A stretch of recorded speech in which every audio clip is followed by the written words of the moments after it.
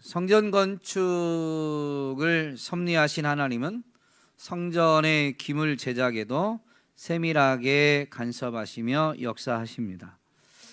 솔로몬은 성전 건축에 협조했던 두로 왕에게 실력이 출중한 놋세 대장장이를 요청했습니다. 오늘 본문에는 제가 드린 말씀처럼 설명하진 않았지만 13절에 사람을 보내어 라고 되어 있죠. 이런 사람을 분명히 요청했고, 두로 왕 히람은 자기 자신과 이름이 같은 놋세 대장장이 히람을 솔로몬 왕에게 보내게 되었습니다.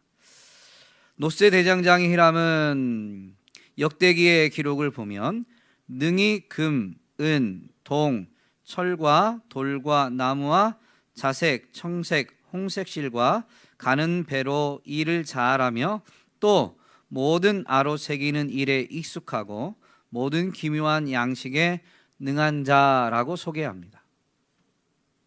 특별히 역대기에서는 이 히람이 단의 여자들 중 한 여인의 아들이라고 소개합니다.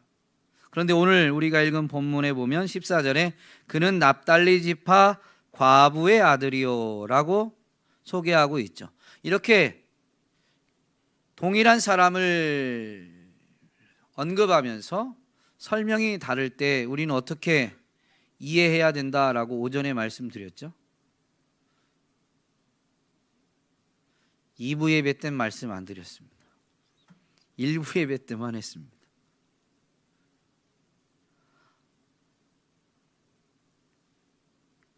성경이 같은 사건을 다루거나 같은 인물에 대해서 설명하는데 이렇게 조금 설명이 다른 경우들이 있습니다. 그러면 둘 중에 하나는 잘못된 기록일까요?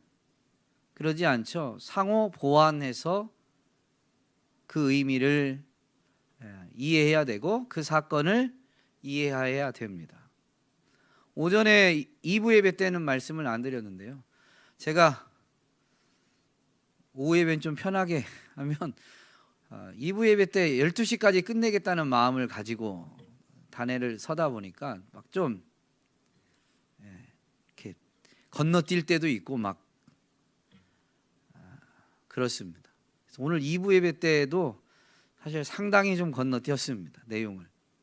근데 어쨌든 가룟 유다의 사건을 마태복음에서는 자살했다라고 기록하고 오늘 오전에 하나님 말씀을 전했던 이 사도행전 1장의 기록에 보면 18절 19절에서 괄호로 기록되어져 있는데 우리말로는 이렇게 표현되어져 있는데 그 가룟 유다가 어떻게 죽었는지를 사도행전 1장에서는 이렇게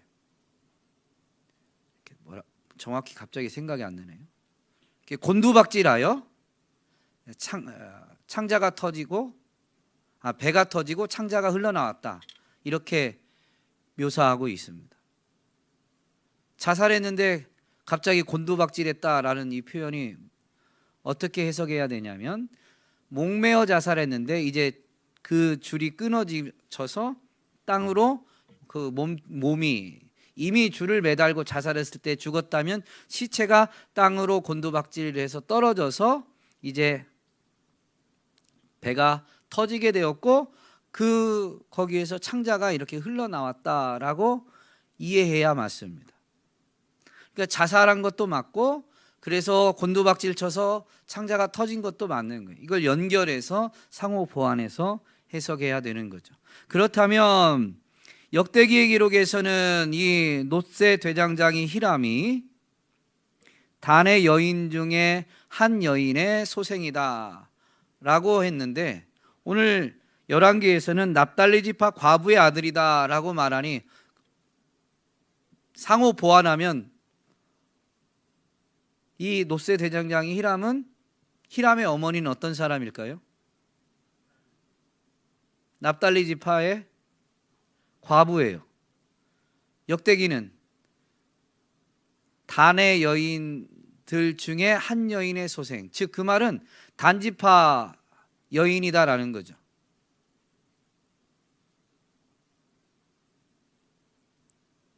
중요하지 않은데 이건 오늘 내용상 우리가 말씀을 묵상할 때 그다지 중요하지 않은데 이런 거에 걸림이 되는 분들이 있더라고요. 성경이 좀 다른데? 그러면서 이 노세 대장장이 히람의 어머니는 단지파 여인이었는데 납달리 지파 남자와 결혼을 한 거예요. 그러다가 남편이 죽으니까 납달리 여인은 남편에게 속하게 되잖아요. 그러니까 처음에는 단지파 여인이었는데 결혼함으로 인해서 남편 지파에 속하게 된 거예요. 그래서 납달리 지파에 소속이 되었는데 남편이 죽어서 과부가 된 거죠. 그런데 지금 이 히람이 어디서 왔어요? 네? 두로 왕에게 청했다가 두로 왕이 지금 솔로몬에게 소개해서 온 거잖아요. 그러니까 과부가 했던 여인의 재혼했던 사람은 정확히는 알 수는 없지만 여기서 아버지가 두로 사람이다라는 기록은 없지만 두로에서 살았던 것을 보면 남편이 죽고 난 납달리 지파에 속했던 남편이 죽은 다음에 이 여인은 두로 남자와 재혼을 한 것으로 보입니다. 이해되시죠?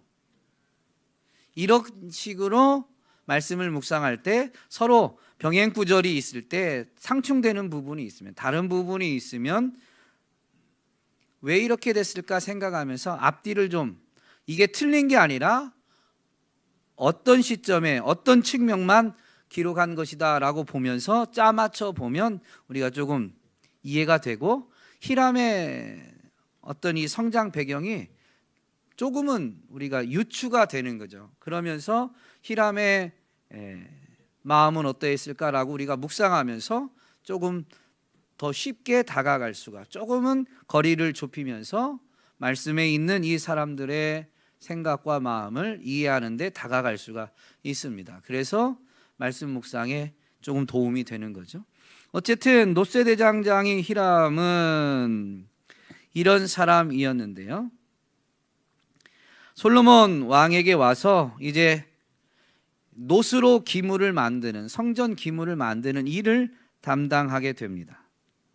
근데 이 히람은 14절 후반부에 보면 모든 놋 일의 지혜와 총명과 재능을 구비한 자이더니라고 설명을 덧붙입니다. 그러니까 노세 대장장이로 실력이 출중했는데 그 실력이 출중한 비결이 뭐냐면 지혜와 총명을 가졌기 때문입니다. 재능을 구비했기 때문이에요. 재능이 있었어요. 지혜와 총명도 있었어요. 그러면 지혜와 총명과 재능은 물론 개발은 해야 되지만 기본적으로 누가 주시는 거예요? 하나님이 주시는 거죠. 출애굽기의 기록을 보면 모세를 통해서 하나님이 성막을 짓게 되었는데 성막을 직접 짓는 기술자들은 부살렐과 오홀리압이라는 사람들입니다. 그들이 이 기술자 중에서도 감독자, 책임자로 일하면서 성막을 짓게 되는데요. 그 부살렐과 오홀리압에게 하나님이 어떤 은혜를 주시냐면 지혜와 총명과 재주를 주셨다라고 분명히 기록하고 있습니다.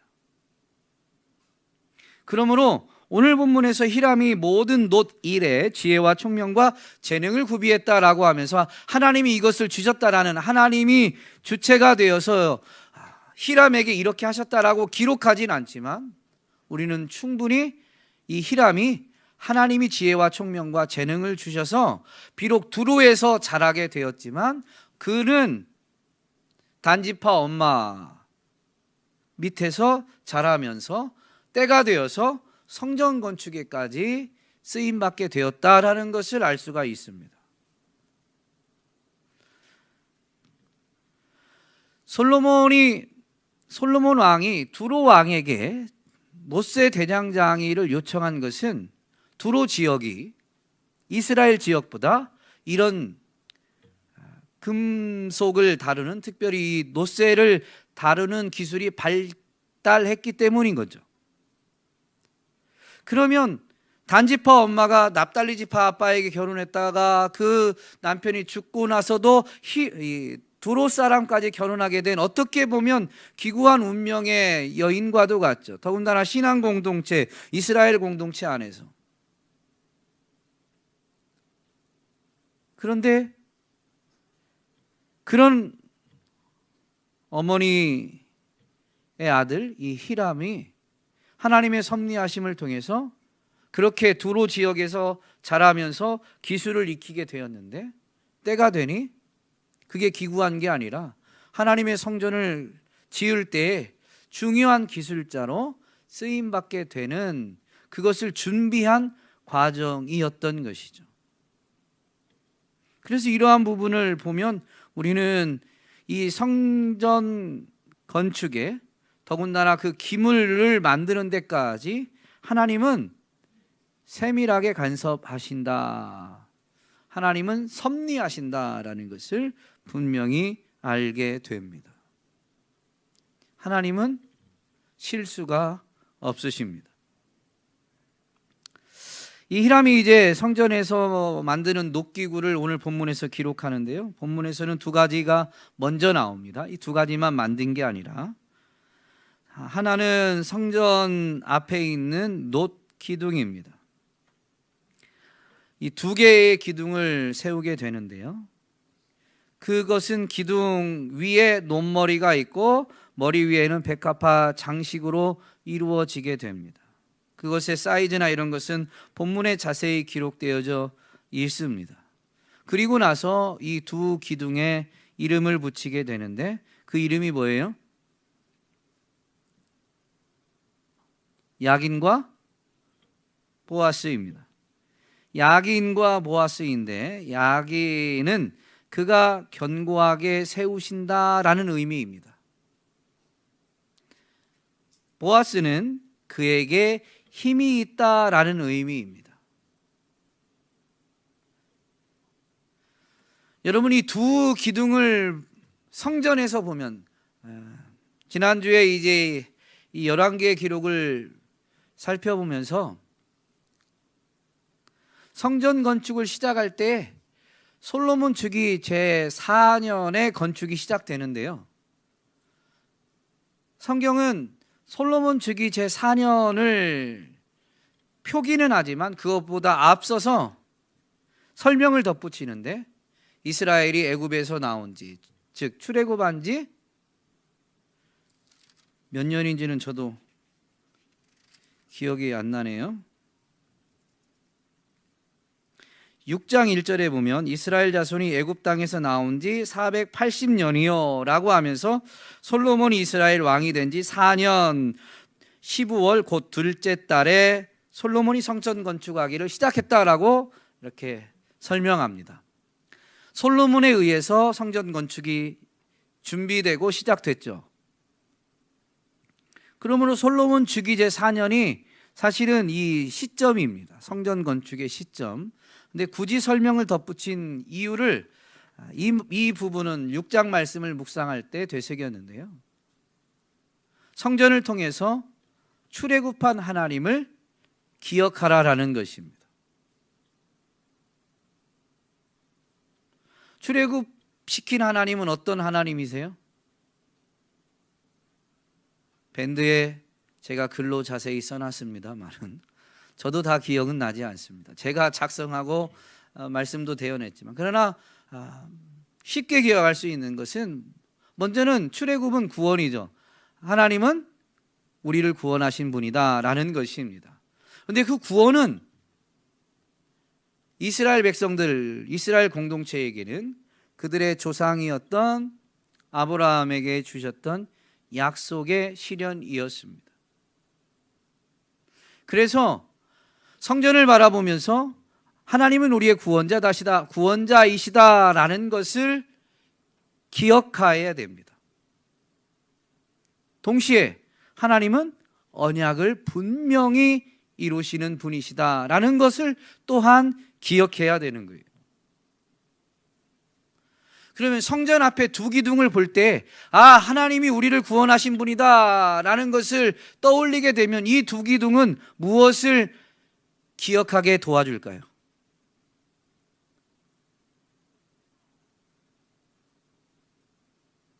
질문이 어려운가요? 성전을 딱 보면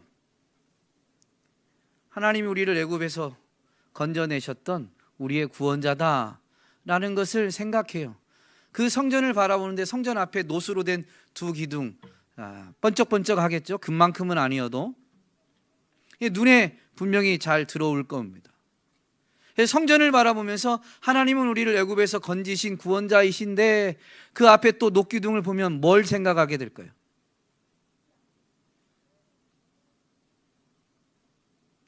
질문이 굉장히 어렵습니까?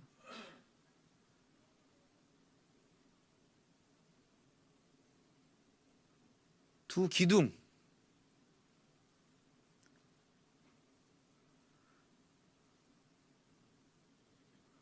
제가 너무 어려운 질문을 드리는지. 애굽에서 나온 사람들이 기둥하면 뭔가 생각날까요? 불기둥과 구름기둥, 구름기둥과 불기둥을 떠올리게 되죠. 그래서 오늘 성전을 바라보고 성전에 올라가는 사람들이 성전을 바라볼 때 하나님은 우리의 구원자, 하나님은 언약을 신실하게 지키시는 분, 그 하나님이 정말로 우리를 지키시고 보호하셔서 오늘 우리가 여기에 이르게 된다.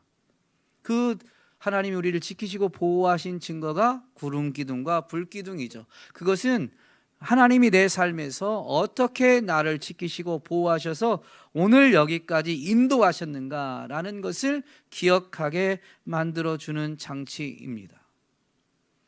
그래서 하나님이 오늘 나를 여기까지 지키시고 인도하셨다라고 할 때 내가 이렇게 서 있을 수 있는 것은 하나님이 나를 세우신 것이다. 그가 견고하게 세우신다. 그래서 그 한 기둥의 이름을 야긴이라고 한 거고, 내가 여기까지 하나님이 세우셨는데 이렇게 내가 서게 된 건 그분이 힘이 있기 때문에, 그분이 능력이 있기 때문에 그에게 힘이 있다라는 이름의 보아스라고 성전 기둥의 이름을 짓게 된 것입니다. 출애굽한 세대 이후로는 광야를 통과하진 않고 이미 가나안 땅에 정착했지만 그 하나님이 어떤 분이신지를 분명히 기억하며 내 삶에서는 구름기둥과 불기둥이 나타나진 않았을지라도 여기까지 나를 그 광야에서 우리 조상들을 인도할 때 그 기둥으로, 구름과 불기둥으로 지키시고 보호하신 것처럼 내 삶에는 구름기둥과 불기둥이 나타나진 않았지만 분명히 그분이 나를 굳세게 세우시고 내게 힘이 되셔서 여기까지 지키시고 보호하셨다라는 것을 돌아보게 되는 것이죠. 이 기둥은 그래서 이미 잘 알고 있긴 하지만 진실로 하나님이 견고하게 세우셨다라는 것을 되새기면서 그 성전도 솔로몬이 졌지만 하나님이 세우셨다라는 것 또한 인정하게 됩니다. 그래서 성전의 진정한 주인이 정말로 하나님이시다라고 고백하게 되는 것이죠. 근데 이 고백이 이어지면 그냥 출애굽한 하나님만이 아니라 이 성전을 세운 하나님 또한 여전히 언약을 신실하게 지키시는 분이심을 인정하게 됩니다. 왜냐하면 다윗이 성전 건축의 마음을 품었을 때 하나님은 그와 언약을 맺으시면서 너의 아들이 성전을 세울 것이고 나는 너의 집을 견고하게 하겠다라고 말씀해 주셨죠.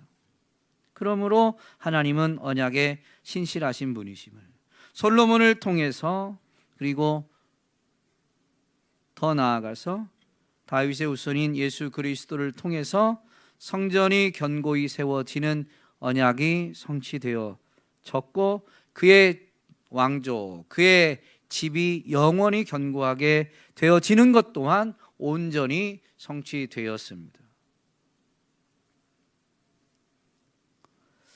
히람은 성전의 앞에 있는 이 두 기둥과 함께 또 성전 뜰에 있는 이 놋 바다를 제작하게 되죠. 이 놋 바다라고 일컬어지는 것은 황소, 12마리의 황소, 12지파를 나타내는 것처럼 보이죠. 12황소가 떠받치게 되는데요. 바다라는 이름을 생각해 보면 구약에서 바다는 혼돈을 상징합니다. 그런데 이 놋바다에 있는 물을 가지고 제사장이 어떻게 해요? 너무 어려운가요? 씻어요. 그건 뭘 상징하는 거예요? 부정을 씻어서 정결하게 되는 것을 상징합니다. 그 바다를 떠받치는 황소는 무엇을 상징하냐면요, 풍요를 상징합니다. 그러면 바다는 혼돈이고 제사장은 그 안에 있는 물을 씻음으로 정결하게 되어지는 거죠. 그로 인해서 그것을 떠받치는 황소가 풍요로움을 상징한다면 놋바다를 바라볼 때 백성들은 어떻게 생각할까요?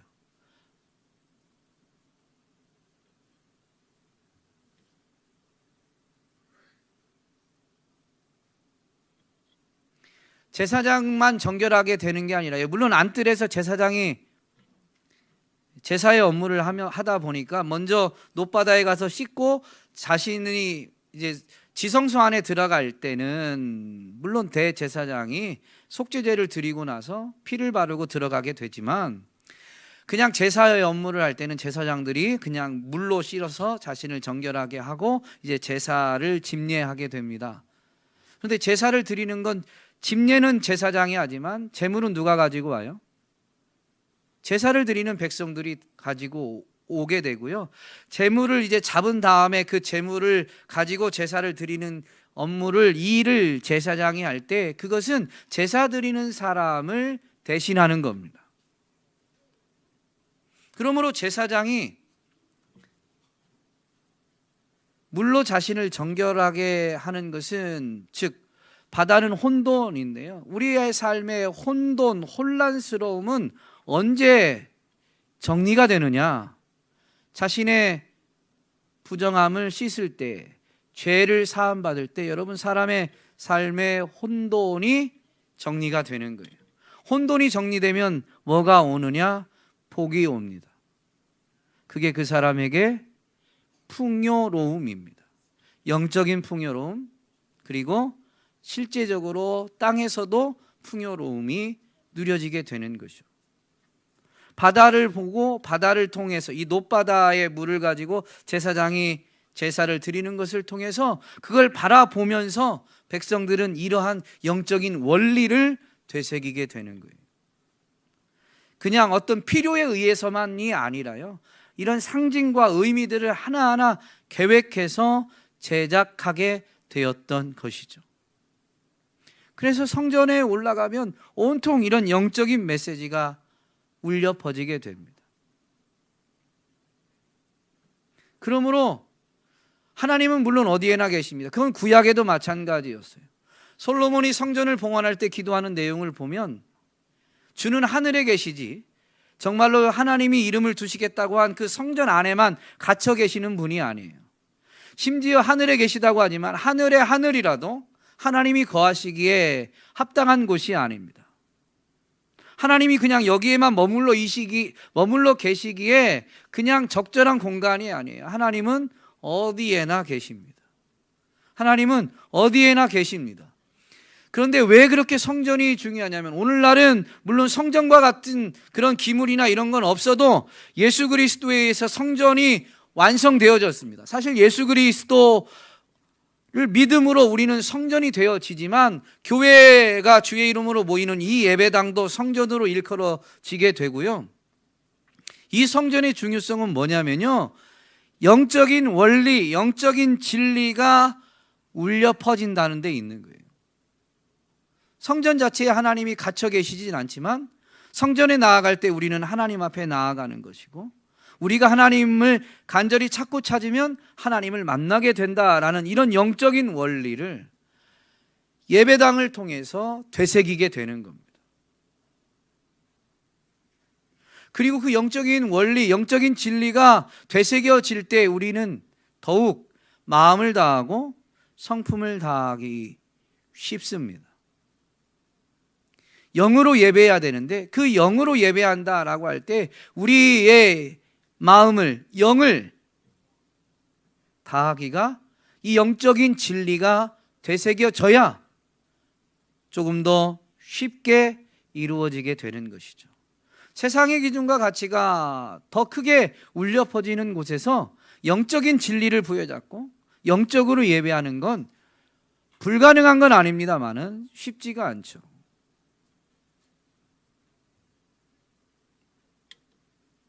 오늘 우리는 성전의 기물을 제작하는데 일일이 섭리하신, 그것을 만들 재능 있는 기술자를 예비하시고 이걸 만들 때 보내시고, 그리고 기물을 만드실 때 그 의미 하나하나까지도 가르쳐 주시면서 이끄신 이 하나님의 섭리를 분명히 되새기면서 오늘날 교회가 주의 이름으로 모이는 예배당에는 구약시대의 성전처럼 어떤 기물이나 이런 것이 있지는 않지만, 구약시대의 성전을 오늘날 이 예배당과 동일하다라고 말할 수는 없지만, 그러나 주의 이름으로 모일 때 모이는 그 장소를 통해서, 그리고 모이는 모임 안에서 이루어지는 모든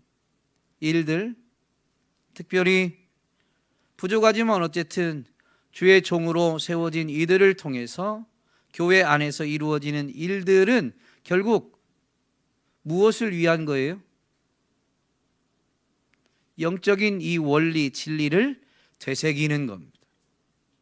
그리고 예배당에 나오는, 그리고 교회의 모든 사역에 참여하는 여러분들은 그 원리를 되새김으로 인해서 여러분의 생각과 마음을, 온 마음과 정성을, 영을 다해서 하나님을 찾는 겁니다.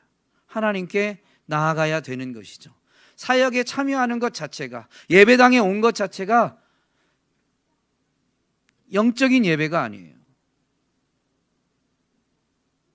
그건 장치입니다. 목사인 저도 어떤 사역들을 계획할 때 이것을 통해서 주님을 더욱 찾고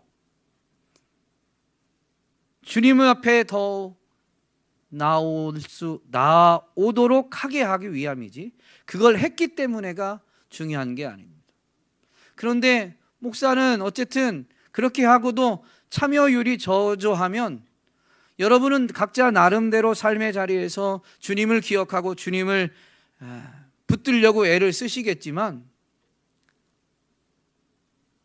외적으로 드러나는 이런 참여율이나 이런 것을 통해서 이제 우리 성도님들이 정말로 마음을 다하고 성품을 다해서 있는 자리에서 하나님을 찾고 구하고 있는가? 참여율이 높을 때보다는 낮을 때가 아무래도 그럴 것이다 라는 생각이 덜 들죠. 어쨌든 여러분, 오늘날도 하나님은 여전히 섭리하십니다. 지금 말씀드린 대로 교회를 통해서, 이 예배당을 통해서도 하나님은 섭리하십니다. 우리는 그 하나님의 섭리하심을 분명히 되새기면서, 그래서 예배당에 나올 때 주의 이름으로 모이는 교회를 통해서 이루어지는 모든 사역에 참여하면서, 참여한 것 자체로 의미를 두면 안 돼요. 참여하면서 영적인 진리를 붙잡고 내가 하나님을 찾아야 되는 겁니다. 하나님의 마음을 품어야 돼요. 그래서 하나님을 경험하셔야 되는 것입니다. 그런 여러분을 통해서 하나님의 하나님 되심이, 하나님의 뜻이 온전히 이루어지고 선포되어지기를 주님의 이름으로 축복합니다.